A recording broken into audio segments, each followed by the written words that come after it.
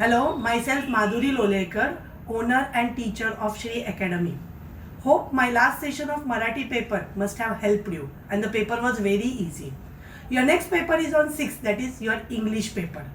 English paper will carry your 5 sections, isn't it? 5 section में से पहला सेक्शन जो है पूरी तरह से ग्रामर सेक्शन है और ये ग्रामर 10 मार्क का है. बट यहीं पे सिर्फ ग्रामर खत्म नहीं होता है, तो तुम्हारे जो सीन और अनसीन पैसेजेस में ग्रामर है वो सब कुल मिलाकर 16 मार्क्स ग्रामर के. वापस मैं कहना चाहूँगी कि ग्रामर का एक भी मार्क नहीं जाना चाहिए. पूरे पेपर में आप लोगों को ग्रामर और राइटिंग स्किल ये दो ही चीज़ों में ऑप्शन आता है. तो ग्रामर जो है वो पूरा ऑप्शन के साथ सॉल्व करो, ताकि एक भी गलत हो गया तो दूसरे के लिए तुम लोगों को मार्क्स मिल सकता है. तो ग्रामर पूरी तरह से बिना गलती के सॉल्व करने का ट्राई करो. ग्रामर के इजी मेथड्स तुम लोग देखो और उस तरीके से सॉल्व करो. फिर आएगा तुम्हारा section 2, that is seen passage. Seen passage में 2 पैसेजेस आते हैं. इस पैसेजेस में find the meaning from the passage, ये थोड़ा सा डिफिकल्ट टास्क होता है. तो वो ढूंढने के लिए क्या करना है, जब भी तुम लोग पैसेज पढ़ते हो आंसर्स ढूंढने के लिए उसके हार्ड वर्ड्स को एक हल्का सा ना अंडरलाइन किया करो. उस अंडरलाइन से तुम लोगों को जो मीनिंग है वो ढूंढना इजी जाएगा. उसके बाद में वापस इसके जो आंसर्स है वो आंसर्स टू द पॉइंट और क्वेश्चन के हिसाब से लिखो. जैसे कि तैसा पैसेज में से डिपिक्ट मत करो, वैसे कि वैसा मत लिखो. आंसर को टेंस प्रॉपरली क्वेश्चन के हिसाब से ही यूज करो और answer should be according to the question.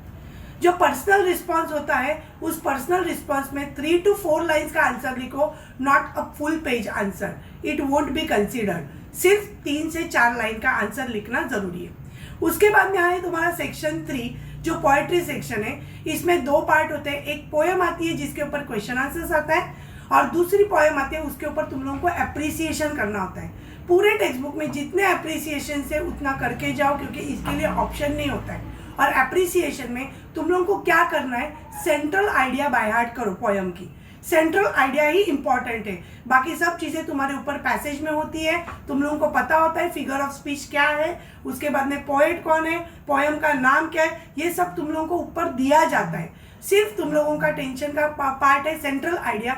तो सभी पोएम्स के सेंट्रल आइडिया बाय हार्ट करने के लिए तुम लोगों को सिर्फ हाफ एन आवर काफ़ी है. तो हाफ एन आवर में ये central idea last minute revision में कर डालो.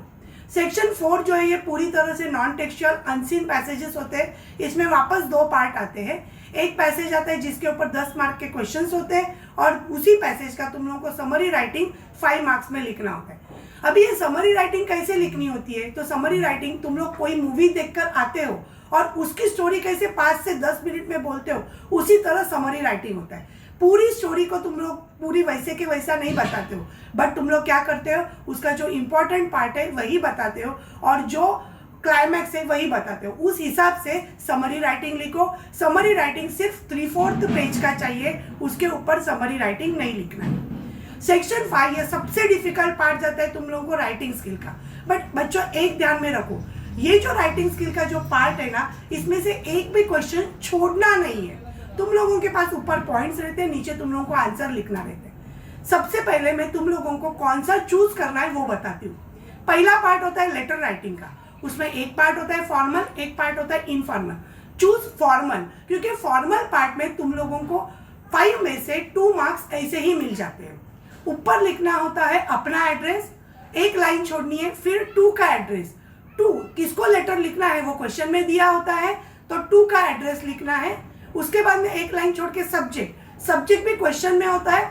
सिर्फ एक बात ध्यान में रखो कि सब्जेक्ट की जो स्टार्टिंग रहती है वो नाउन फॉर्म से होनी चाहिए, जैसे कि complaint, application, request, invitation, information about. इस तरीके से सब्जेक्ट की स्टार्टिंग होनी चाहिए. उसके बाद में एक लाइन छोड़कर तुम लोगों को रिस्पेक्टेड लिखना है और अमेरिकन स्टाइल लेटर लिखना है.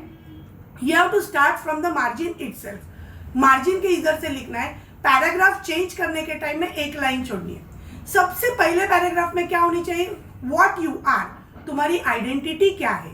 उसके बाद में सब्जेक्ट क्या है. बस फर्स्ट पैराग्राफ में इतना ही लिखना है.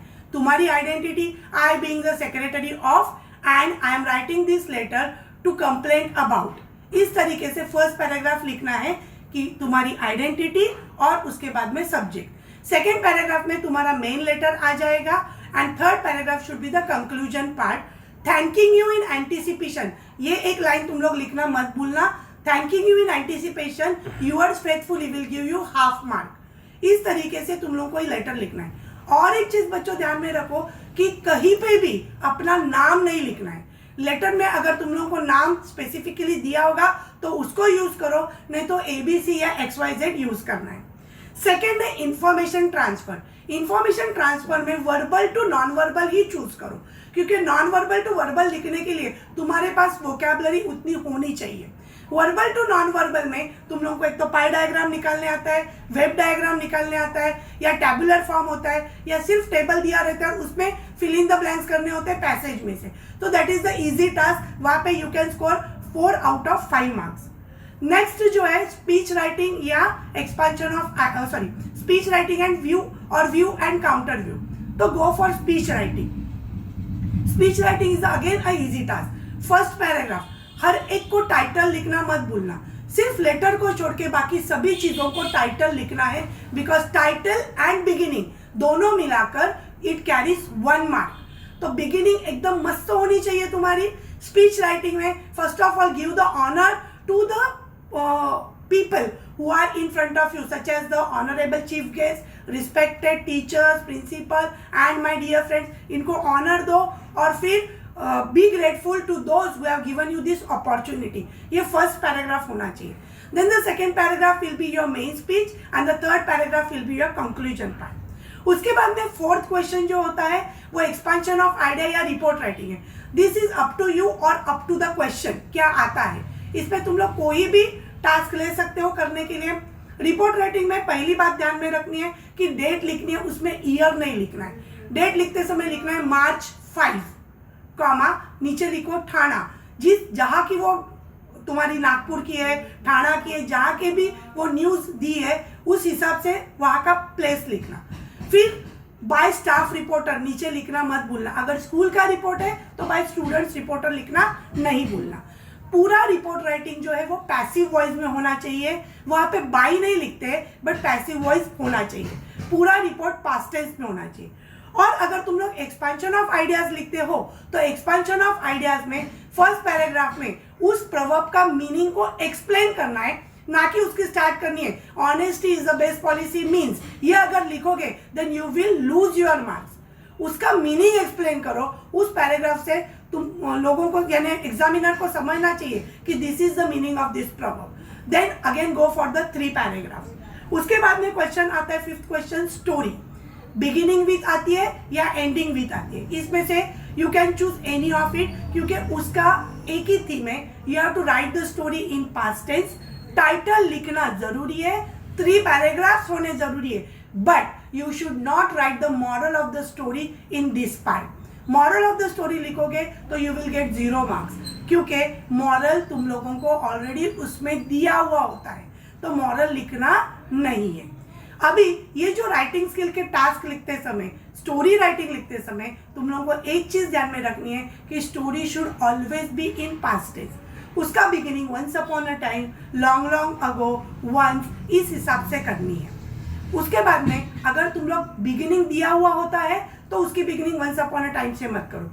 एंडिंग दिया है तो उसकी beginning once upon a time से करो। बिगिनिंग और एंडिंग जो दी हुई होती है उसको स्पेसिफिकली अंडरलाइन करो।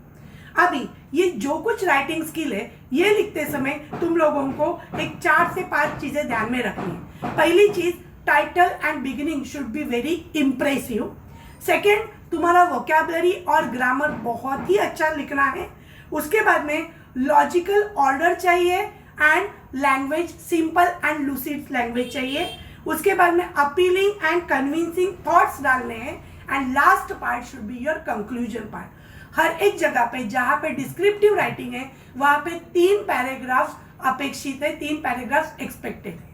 सबसे आप लोगों को इंग्लिश का पेपर पूरी तरह से कंप्लीटली लिखना है।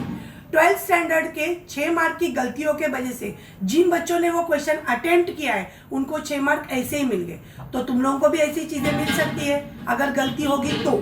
बट ग्रामर पूरा सॉल्व करो, एक गलत होगा तो दूसरे के लिए मार्क्स मिलते हैं। तो अगर तुम लोगों को ये वीडियो अच्छा लगा होगा तो लाइक करो, सब्सक्राइब करो और ज़्यादा से ज़्यादा अपने फ्रेंड्स को शेयर करो ताकि सबको इसका एडवांटेज मिल सके। हम लोग अपने नेक्स्ट वीडियो में आपसे वापस मिलेंगे। थैंक यू, धन्यवाद, नमस्ते।